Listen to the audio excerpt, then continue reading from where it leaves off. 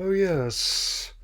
I can definitely say I've been enjoying my 33rd so far. I'll definitely be doing everything I can to enjoy myself and occupy myself this year because, given current events, I'm gonna need it. So, with that in mind, I present my thoughts on Mario and Luigi Brothership, published by Nintendo and developed by Acquire, made up of the remnants of Alpha Dream after their closure in 2019. And their spirit is very much alive in this game, being the first installment franchise in the last 5 years, and the first new installment in nine years, coming out last year in 2024. And I can honestly say that based on what I've played so far, I definitely aim to play much more. Or it is very much the game I was hoping it would be to help bring back this section of the franchise. So, I mean, it would have been wonderful just to have Paper Mario by itself back last year with Thousand Year Doors work finally getting remastered, but to see the both dormant sections of the franchise guys rise like a phoenix from the ashes, that is even more appreciative. So I think I'll talk about it a bit. So here is how to revive a dormant franchise. Yeah. The game sees Mario Brothers helping hang out on the titular brothership, which is actually Shipshape Island, which was once part of the nation of Concordia. And not to get too snarky, but it's safe to say that more people played, and enjoyed this game than ever even heard of Concord. Word, heard.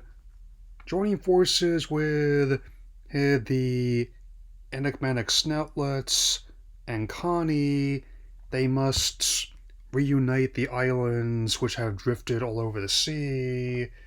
And much as previous installments in this imprint of franchise, the gameplay, story, and humor are key components. I especially liking how the brothers can be used to solve different puzzles, and also how there's more than one way to solve a problem on the islands thus far.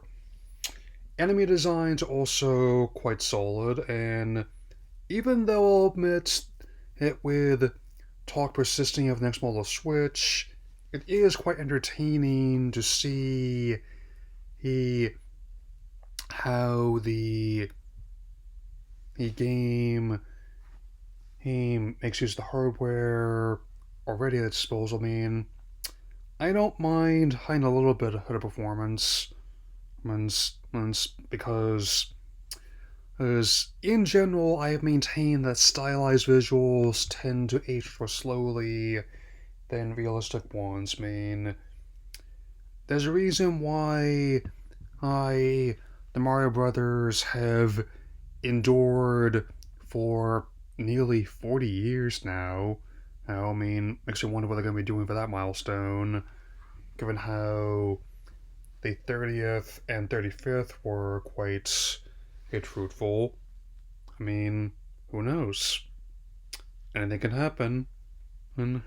As for the 5 out of 10 that IGN gave it, I'm not going to worry too much about that because they were an outlier on most of the other outlets who spoke, well, for the most part, quite positively about the game.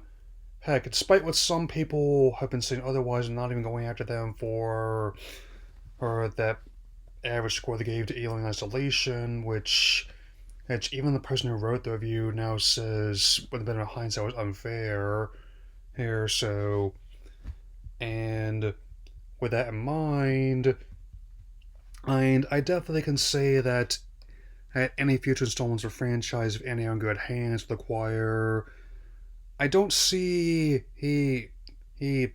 them willing to be bought up by Square Enix next, but if they wanted to remake Partners in Time, I'm very much open to the idea, which now means that with the Mario RPG remake and the Thousand Year Door remake, that all three imprints of the Mario RPG are on Switch now, which definitely shows how much variety there is on the system.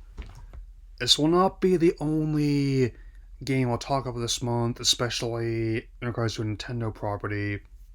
Count on that. Anyway, that'll be all for now, and depending on my mood, you might see me talk about some new anime that I've been watching, or another game that I just got.